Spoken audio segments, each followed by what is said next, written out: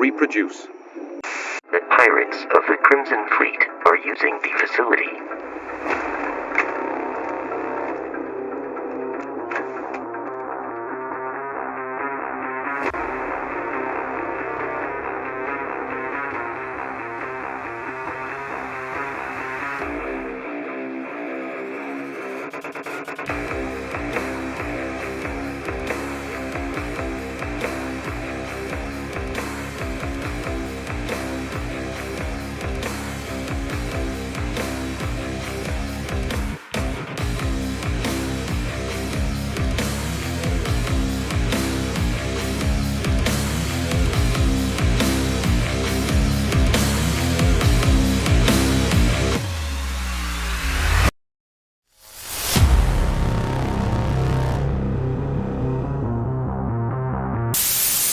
In this week's episode of the Gun Fanatic's Guide to the Galaxy, we're talking about the best guns in all the settled systems. That's right, here we've compiled a list of the best firearms for your personal protection, or collection.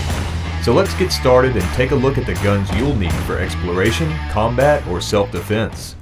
At number 1, we have a pistol manufactured by Combatech on the planet Jemison, headquarters of the United Colonies, as well as the Expeditionary Force Constellation.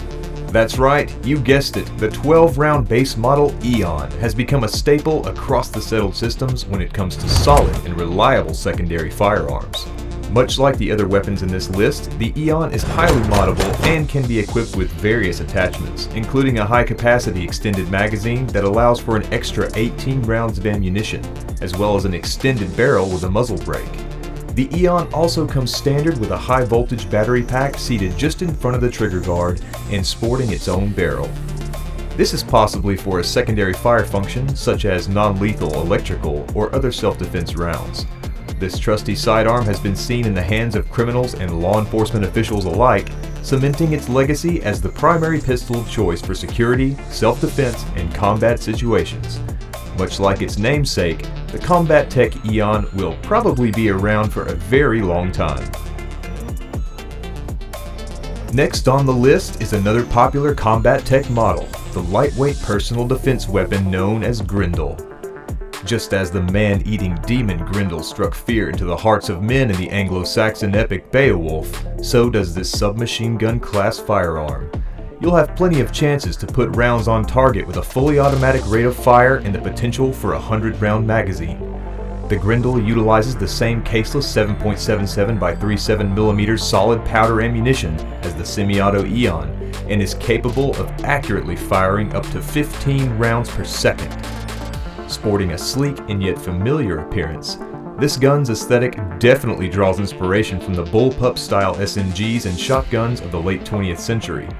Many have drawn comparisons between the FN P90 carbine and the Grendel PDW, though the P90 is outclassed in every possible way except for its rate of fire. Breakthroughs in firearms technology over the past 300 years have allowed for greater mitigation of recoil, much higher velocity rounds, increased accuracy, and more advanced optics. The only drawback would be a high failure rate when exposed to an electromagnetic pulse and other volatile forms of electromagnetism due to the incorporation of batteries and electrical components in many modern firearms. Regardless, no one wants to be on the other end of the barrel when it comes to firefights against the Grendel. So remember, you can't always help it when trouble comes looking for you, but if you want to stop the fight, choose yellow and white. Our next firearm is not for the faint of heart, but will surely bring some true grit to the final frontier. Enter the Coachman double-barrel shotgun by Laredo. After the last Bloody Colony War, this shotgun was actually outlawed in some territories of the settled systems. Years after the peace treaty between the United Colonies and the Freestar Collective, it began to find its way back into circulation and is now being used broadly by hunters, explorers, and combat veterans. Some say it's antiquated, but a true classic never dies. Money was no issue when it came to this throwback, and it shows. The Coachman comes standard with a rear pistol grip that allows for better leverage, a large grooved forestock for comfort and control, dual octagonal barrels made with high carbon steel, and last but not least, a rear stock made from sturdy English walnut. It looks like the past but feels like the future. It handles like a rifle but kicks like a horse. This shotgun can utilize a variety of common slugs, but is most lethal when used in combination with its infamous jacketed spire point armor-piercing rounds. Fun fact, Laredo is likely a reference to the town of Laredo, Texas in America, back on Terra Familiar, which is situated on the border between the United States and Mexico. Some scholars believe that Laredo stems from a word which means sandy rocky place, or possibly beautiful pastures. It makes sense considering either place would make a good burial site for your enemies. That's why the Laredo Coachman is an essential accent to the arsenal of anyone looking to ride shotgun in their space western fantasy. And on to number 4, we have a rifle that can easily be summed up as the scourge of the settled systems. Standing at the forefront of the modern battlefield and trusted by pirates, militiamen, and security forces alike, the Combatech Equinox was a given for this list. Utilizing a combination of infrared and ultraviolet radiation, the Equinox will make a third-degree burn look like a party foul in comparison to what this rifle can do. Some consider the long rectangular body of this gun to be awkward and ugly, but only those who've never used one. The reason for its obtuse shape is to make room for the piston housed at the end of the barrel, which creates an electrostatic charge when it pulses forward. The Equinox is often mistakenly referred to as a laser rifle, though it can be difficult to make the distinction. The reaction created from the piston static charge and the optically radiated caseless rounds causes an ignition that disintegrates the initial round, but propels the kinetic energy forward to a specialized lens in the barrel. The result is a projectile with one of the highest ranges and velocities to date. Also, the flash of white light seen when firing the weapon oftentimes displays a visible spectrum of light that can be seen just around the edge of the projectile. This, in combination with the sound of the static discharge, has caused many people to refer to the Equinox as the lightning gun. This is somewhat of a misnomer as well, considering not just the lethal nature of the projectiles, but the sharp ultraviolet burns left in the aftermath of survivable wounds.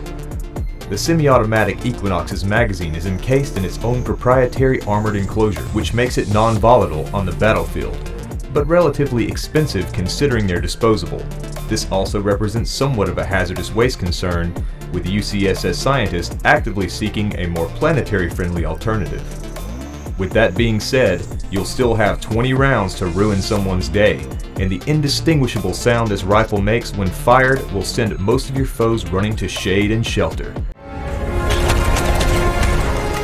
That's why number 4 earns a spot on this list, as well as the name Equinox. For our 5th weapon of choice, we're going with something slightly less refined, but certainly capable of causing a band of careless raiders to regret crossing your path.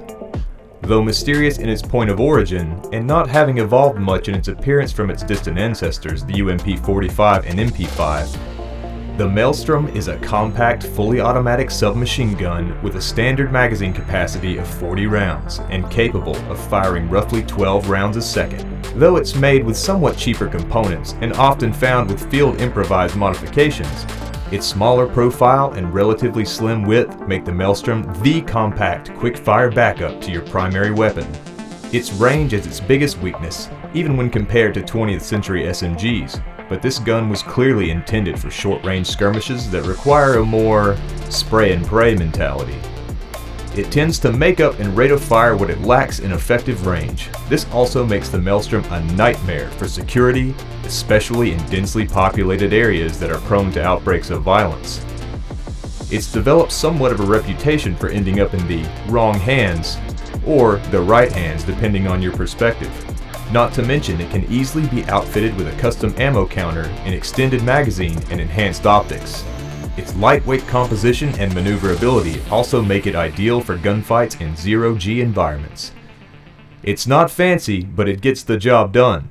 Who manufactured it? We don't know, but as long as the Maelstrom remains the choice of rebels and liberators, freedom from tyranny is all but guaranteed this side of the galaxy. And last but certainly not least on our list is probably the most understated yet the most balanced of all the firearms here. If you thought we were going to leave this one out, we were simply saving the best for last. The 6th and final gun is none other than the AR-99. Drawing inspiration from the Armalite rifle platform of centuries ago, the name of the gun takes one back to the mid-20th century, if you're good on the history of our home planet. Though inspired by the AR-15, the AR-99 presents a much improved return to form, following the ban of what politicians and the media at the time considered assault rifles. Since the AR-15 was seen as responsible for higher casualty rates in acts of public terrorism, it was since outlawed on Earth roughly 100 years after its inception, and consequently, in the following years, Armalite went belly up. But this rifle would make an astonishing comeback, much like the classic double-barrel Coachman, as antiquated Terran firearms saw a rise in popularity, likely due to nostalgia and pop culture references. A wealthy investor in the galactic import business and chairman of the Board of Public Safety at Allied Armaments took it upon himself to reinvent the AR and restore this rifle's name to its former glory. In 2299, to celebrate the dawn of the 24th century, the AR-99 was back in production, hence the designation AR-99, and it did not disappoint. Likely one of the most conventional firearms in the modern day, the new AR takes on the firepower of a heavy machine gun class firearm, but boasts the aesthetic, handling, and precision that made the AR-15 the go-to choice. Featuring a high-capacity magazine, a reinforced forward grip and tactical rail, an adjustable rear stock, precision sights, and selective fire capability, the AR-99 holds its own in any modern firefight. Chambered for a more modern caliber 11.75 by 45mm ammunition, AR-99 rounds are nearly twice the width of its older counterpart's original 5.56 NATO or 2.23 rounds, but still retain the original 45mm length. The weight of the magazine when fully loaded would have been this gun's main drawback, if not for the caseless ammo, which was far less of a concern after extensive testing. The biggest caveat for some is the protruding charging handle on the left side of the receiver, as it was situated on top of the AR-15 and relatively out of the way. This, however, is a small concession to make to get your hands on the most recent edition of what might be the most iconic and versatile rifle ever made. Thanks so much for tuning in to this week's episode of the Gun Fanatic's Guide to the Galaxy. Tune in next week and we'll talk about some less familiar or possibly completely improvised firearms that have been found in some parts of the settled systems. If you have any information on what these firearms are or who made them, write to the show and let us know. In the meantime, remember, a peace treaty between the Free Stars and the UC can quell the tides of war, but there's no rest for the wicked, except when they're 6 feet under. Stay armed and stay safe as we look forward to the future.